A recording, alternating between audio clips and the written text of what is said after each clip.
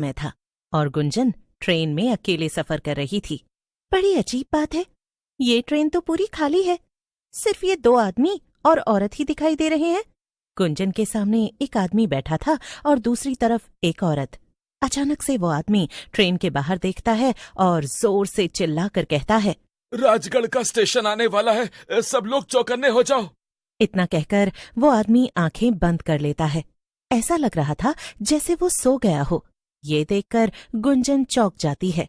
अरे ये क्या था, बड़ा ही पागल आदमी है, ऐसे अचानक से चिल्लाया क्यों? और इसके चिल्लाने के बाद बाकी सब भी आंख बंद करके सो गए। अजीब है।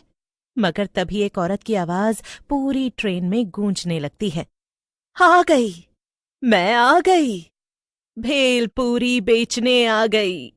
बोलो बोलो, किसे खानी है मेरी लाल लाल चटपटी भेलपूरी? अरे वाह, मुझे तो लगा ही नहीं था इतनी रात गए मुझे ट्रेन में कुछ खाने को मिलेगा। कब से भूख लगी थी, मगर अच्छा ही है ये भेलपूरी वाली आ गई, अभी पैसे निकाल लेती हूँ।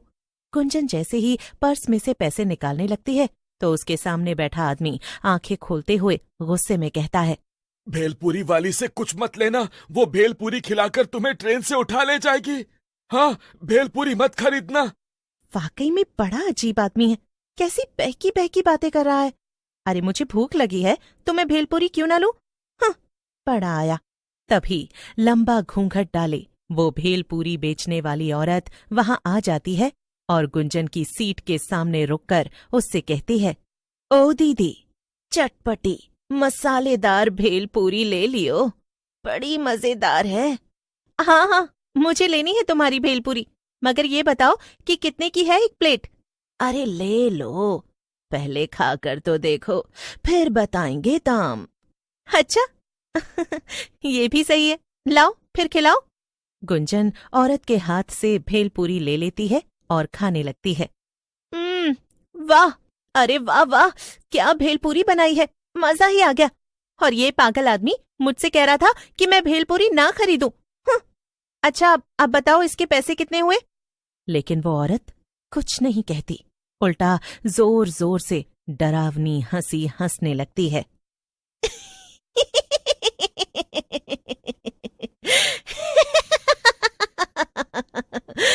पैसे? नहीं नहीं, कुछ और लगेगा। ये कहकर वो औरत घूंघट हटाती है। घूंघट के नीचे एक डरावनी चुड़ैल थी। क्या? चुड़ैल? तुम तो एक चुड़ैल हो? हाँ, तो मैंने कब कहा कि मैं माधुरी दीक्षित हूँ, हैं? और इस भेलपूरी के बदले तो मैं तुझे लेकर जाऊंगी और खाऊंगी। उसके चले जाने के बाद ही वहां बैठे बाकी लोग आंखें खोलते हैं और ट्रेन के बाहर देखने लगते हैं। ये तो होना ही था, मैंने उस लड़की को चेतावनी दी थी, मगर उसने मेरी बात नहीं मानी और चुड़ैल उसे अपने साथ ले गई। राजगढ़ स्टेशन आने से पहले हमेशा ही ऐसा होता है। हाँ, अब हम कर भी क्या सकते हैं, हम तो अपना काम कर ही देते हैं ना, जो कि लोगों को चेतावनी देना है। अब उसके आगे हम क्या ही करें।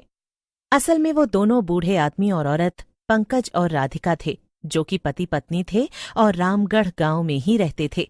वो हर रोज उस ट्रेन से सफर करते थे ताकि लोगों को भेलपूरी बेचने वाली चुड़ैल से बचाया जा सके, मगर उनका ये तरीका भी अक्सर काम नहीं आता था। फिर एक दिन सुबह सुबह पंकज कहता है, राधिका, क्यों ना हम किसी तरह ये ट्रेन चलना ही बंद करवा दें। अगर ट्रेन चलेगी ही नहीं तो चुड़ैल भेलपूरी बेचने आएगी ही नहीं और ना ही लोग गायब होंगे, ना मरेंगे। वो स्टेशन मास्टर है ना रघु भाई, हम उनसे जाकर कहेंगे, उनकी बहुत पहुंच है।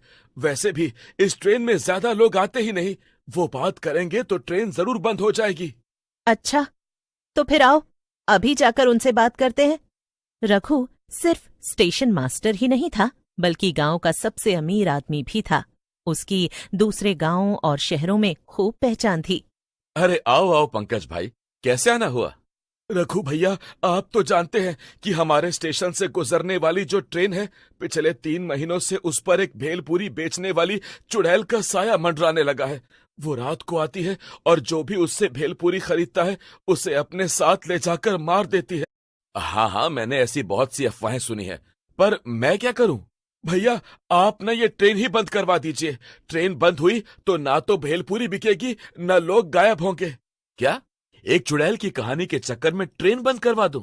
अरे मैं बड़े साहब लोगों को जाकर ये बोलूंगा तो वो मेरे ऊपर हंसेंगे, समझे?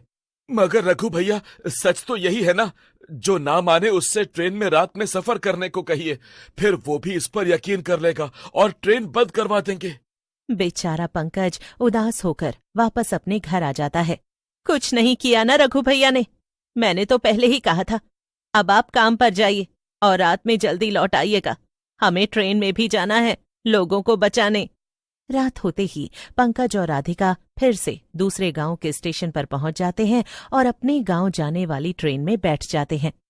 राधिका के पास बड़ा झोला था। वो उसे खोलकर पंकज को दिखाती है तो पंकज चौंक जाता है। उस झोले में बहुत सारी भेलपूरी थी। हाँ, जब आप काम पर गए तो मुझे एक आइडिया आया और मैंने खूब सारी भेलपूरी बना ली। अब मैं चुड़ैल से पहले सबको भेलपूरी बेच दूंगी और फिर कोई भी उसकी भेलपूरी खरीदेगा ही नहीं।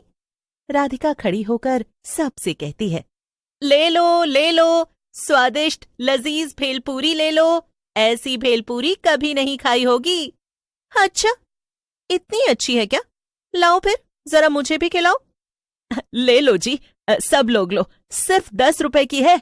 रामगढ़ का स्टेशन आते आते राधिका ट्रेन में बैठे सभी लोगों को भेलपूरी बेच देती है। हाँ, हो गया जी, अब तो आज इनमें से कोई भी और भेलपूरी नहीं खरीदने वाला। तभी पूरी ट्रेन में चुड़ैल की आवाज गूंजने लगती है। ले लो, खट्टी मीठी भेलपूरी ले लो। पंकज जोर से चिल्लाता है, रामगढ़ स्टेशन आने वाला है, कोई भी घूंघट वाली औरत से भेलपूरी मत लेना, सब आंख बंद करके सो जाओ।